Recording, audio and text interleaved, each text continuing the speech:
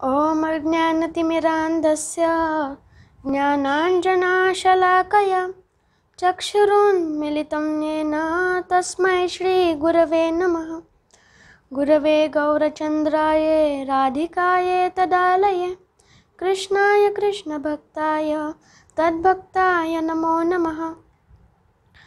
वन्देऽहं श्रीगुरो श्रीयुतपदकमलं श्रीगुरुं वैष्णवांश्च श्रीरूपं साग्रजातं सहगणा रघुनाथान्वितं तं सजीवं साद्वैतं सावधूतं परिजनसहितं कृष्णचैतन्यदेवं श्रीराधा कृष्णपादा सहगणा ललिता श्रीविशाखान्वितांश्च वाञ्छाकल्पतरुभ्यश्च कृपासिन्धुभ्य एव च पतितानां पावनेभ्यो वैष्णवेभ्यो नमो नमः। श्रीकृष्ण चैतन्य प्रभु नित्यानंद श्री अद्वैत गदाधर श्रीवासादि गौर भक्तवृंद। हरे कृष्णा कृष्णा कृष्णा हरे हरे, हरे राम राम राम हरे हरे। सर्वप्रथम मैं मेरे गुरुदेव ओम विष्णुपाद अष्टोत्तर शत श्री श्रीमद् भक्ति विभूत बुधायन गोस्वामी महाराज के चरणों में वंदन करता हूँ। तत्पश्चात परम गुरुदेव नित्यलीला प्रविष्ट ओम विष्णुपाद अष्टोत्तर शत श्री श्रीमद् भक्ति प्रमोद पुरी गोस्वामी महाराज के चरणों में वंदन करता हूँ और नित्यलीला प्रविष्ट ओम विष्णुपाद अष्टोत्तर शत श्री श्रीमद् भक्ति सिद्धांत सरस्वती ठाकुर श्रील प्रभुपाद के चरणों में वंदन करता हूँ। हरे कृष्णा, दंडवत प्रणाम। आज हम भगवद गीता के परिचय के बारे में पढ़ेंगे। तो यहाँ पे गुरुदेव बता रहे हैं कि मेरे आध्यात्मिक गुरु वैष्णव और इस कपट के कलयुग में भगवान के औदार्य स्वरूप श्री चैतन्य महाप्रभु के कृपा से यह भगवद गीता प्रकाशित हुई। इसमें मर्मानुवाद श्रील सच्चिदानंद भक्तिविनोद ठाकुर और सच्चिदानंद भक्तिविनोद ठाकुर के द्वारा रचित है। इनके शिक्षाओं का पालन आज भी दिन रात गौड़िया मठ में किया जाता है। श्रील भक्तिविनोद ठाकुर इन्हें श्री मायापुर धाम का अनुसंधान करने की शिवजी से प्रेरणा मिली थी। जिस समय वे बंगाल में जिले के अधिकारी पद पर थे, तब बंगाल के हुगली के तारकेश्वर मंदिर में शिवजी का दर्शन करने के लिए वे गए थे। उस समय उन्हें शिवजी से दिव्य दृष्टि प्राप्त हुई और उस दिव्य दृष्टि में उन्हें मायापुर धाम का अनुसंधान करने की प्रेरणा शिवजी से मिली थी। तब वे केदारनाथ दत्त इस नाम से प्रख्यात थे। इसमें हर श्लोक का अनुवाद ओम विष्णुपाद अष्टोत्तर शत श्री श्रीमद् भक्ति रक्षक श्रीधरदेव गोस्वामी महाराज द्वारा रचित है। वे श्री चैतन्य सारस्वत मठ के संस्थापक आचार्य हैं। उनकी मुख्य शाखा श्री कोलेरगंज नवद्वीप नदिया में है।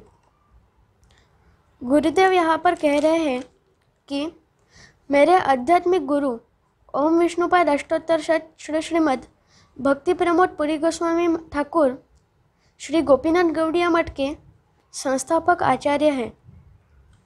इनकी मुख्य शाखा ईशोद्यान मायापुर इस जगह पर स्थित है। वे चैतन्य महाप्रभु द्वारा लिखित शिक्षाष्टकम स्तोत्र के तीसरे श्लोक के जीवित उदाहरण थे। तृणादपि सुनीचेन तरोरपि सहिष्णुनाम् अमानिनामानदेन कीर्तनीय सदा हरे। वे तृण से भी अधिक नम्र और वृक्ष से भी अधिक सहनशील थे। उन्होंने खुद के आदर सत्कार की कभी अपेक्षा नहीं की। इसके विपरीत उन्होंने उनका आध्यात्मिक स्तर उच्च होते हुए भी सबका आदर किया। श्रील विश्वनाथ चक्रवर्ती ठाकुर के टीकाओं का विस्तृतीकरण ओम विष्णुपाद परमहंस अष्टोत्तर श्री श्रीमद् भक्ति प्रमोद पुरी गोस्वामी ठाकुर और कांतिलाल पंडित पंचतीर्थ इनके एकत्रित प्रयत्नों से संपूर्ण हुआ। कांतिलाल पंडित प्रभुपाद के नित्यलीला में प्रविष्ट होने के बाद गौड़िया मठ में प्रणवानंद के गौड़िया प्रकाशन के लिए सहायक रूप से रहते थे। परम गुरुदेव जी का ब्रह्मचारी नाम प्रणवानंद था। 1995 में कांतिलाल पंडित जी ने मेरे गुरु से मिलकर उनके पास उनके मार्गदर्शन से श्रीमद् भगवत गीतोपनिषद की श्रील विश्वनाथ चक्रवर्ती ठाकुर इनके टीकाओं के विस्तृतीकरण सहित विशेष आवृत्ति प्रकाश करने की इच्छा प्रकट की। दोनों के एकत्रित प्रयत्नों से 1997 में मेरे गुरु के जन्म शताब्दी के समय यह ग्रंथ प्रकाशित हुआ। ऐसा यहाँ पर गुरुदेव श्रील भक्ति विभूत बुधायन गोस्वामी महाराज ने बताया है। यह महाभारत का भाग है। इसमें 18 अध्याय एवं 700 श्लोक है। प्रथम 6 अध्याय हमें निष्काम कर्म के बारे में बताते हैं। 6 अध्यायों का दूसरा संच हमें भक्ति योग के बारे में ज्ञान प्रदान करता है। अंतिम 6 अध्याय हमें ज्ञान योग की सीख देते हैं। इस रचना के अनुसार हमें यह प्रतीत होता है कि कर्म और ज्ञान भक्ति को ढक कर रखते हैं। जिस प्रकार कमल के पंखुड़ियों से कमल का केंद्र ढका जाता है, इस वजह से हम कमल का सुगंध नहीं ले सकते। हम वह सुगंध तभी ले सकते हैं जब वह पंखुड़ियाँ खुलती हैं। अभी के समय में समाज के सर्व वर्गों में यह प्रतीत होता है कि हर एक की भक्ति भौतिक कार्य यानी कि कर्म और भौतिक ज्ञान से ढकी हुई है। आध्यात्मिक गुरु, वैष्णव और परम पुरुषोत्तम भगवान इन्हें शरण जाने से शुद्ध भक्ति हम कर सकते हैं, जिससे हम हमारा ध्येय प्राप्त कर सकते हैं। भौतिक उत्पत्ति में मनुष्य योनि सर्वोत्कृष्ट मानी जाती है। मनुष्य योनि प्राप्त करना स्वर्ग में जन्म लेने से भी दुर्लभ है। पक्षी, कीटक, रेंगने वाले जीव और प्राणी जैसे 8 दशलक्ष योनियों में भटकने के बाद मानवीय शरीर प्राप्त होता है। ऐसा दुर्लभ जन्म प्राप्त होने पर भी मनुष्य अपना जीवन प्राणी और पक्षियों जैसा व्यतीत करता है और खुद को अपने ध्येय से दूर कर रहा है। पशुओं जैसे इंद्रिय तृप्ति करना मनुष्य का ध्येय नहीं। इसके विपरीत मनुष्य का ध्येय भक्ति करना है, जो भगवान को प्राप्त करने का एकमेव मार्ग है। भक्ति से जीव नित्य सिद्ध रूप प्राप्त कर नित्य आध्यात्मिक गोलोक धाम में प्रवेश करता है, जहाँ हरे कृष्ण महामंत्र का जाप करते जीव परमोच्च आनंद की प्राप्ति कर श्री श्री राधा गोविंद के सेवा में नियुक्त होता है। परम पुरुषोत्तम भगवान श्री कृष्णचंद्र संपूर्ण आध्यात्मिक आनंद के मूर्तिमंत है। भगवान हमारे हृदय में कब प्रकट होते हैं, यह ग्रंथों में इस प्रकार बताया है। सकल भुवन मध्ये निर्धनास्तेऽपि धन्या निवासति हृदि येषां श्रीहरेर्भक्तिरेका हरिरपि निजलोकं सर्वथा तु विहाय प्रविशति हृदि तेषां भक्तिसूत्रोपधन। श्रीमद् भागवत महात्म्य अनुवाद। 14 भुवनों में यदि जीव सबसे गरीब है तब भी उसे सबसे भाग्यवान माना जाता है अगर उसके हृदय में शुद्ध भक्ति है, क्योंकि भगवान श्री कृष्ण शुद्ध भक्ति के धागे से बंधकर उनके शाश्वत धाम वैकुंठ को छोड़कर शुद्ध भक्त के हृदय में खींचे आते हैं। यदि मानव किसी काम या कार्य में व्यस्त है तब भी उसका ध्येय एक ही है। यह ध्येय यानी नित्य आनंद प्राप्त करना। तब भी मनुष्य ज्ञान और कर्म में मग्न होता है। इससे भक्ति मार्ग खंडित होता है।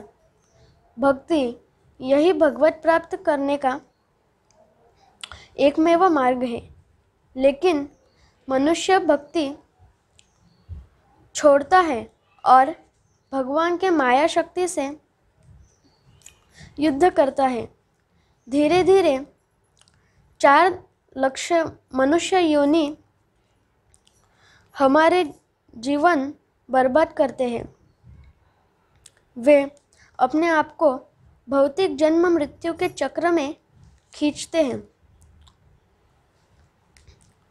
भगवान खुद करुणा से पराजित होकर इस दुख को कम करने के लिए भौतिक जगत में प्रकट होते हैं। भगवान का भौतिक जग में अस्तित्व होकर भी जीव सबसे दुर्दैवी है, क्योंकि वह भौतिक कर्म और ज्ञान में भ्रमित होता है।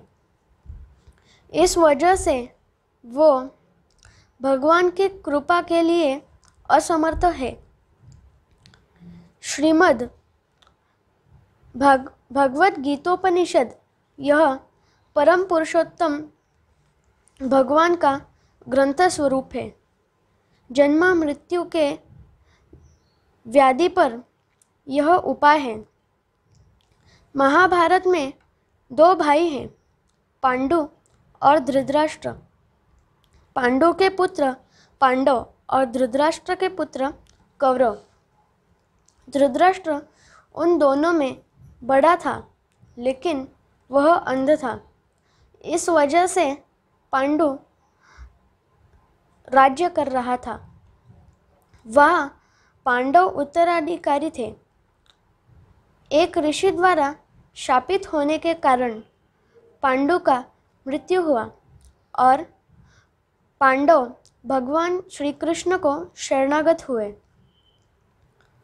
परंतु धृतराष्ट्र अपने पुत्रों के भौतिक आसक्ति से अंध हुए थे।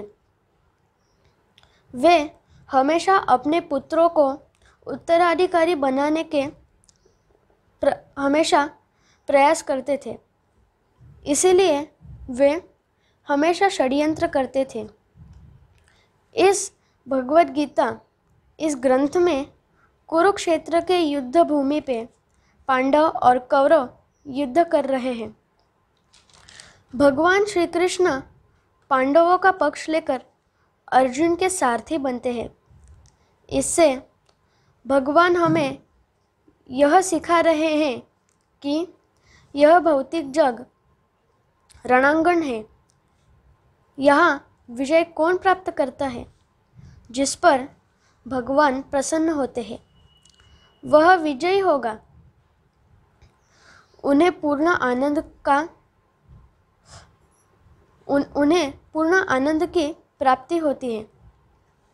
भगवत गीता से यह प्रतीत होता है कि कौरवों के सैन्य के वजह से कौरव विजयी होंगे, परंतु पांडव विजयी हुए। धन्यवाद। हरे कृष्णा। इसका अगला भाग हम अगले सत्र में लेंगे। बहुत बहुत धन्यवाद। हरे कृष्णा।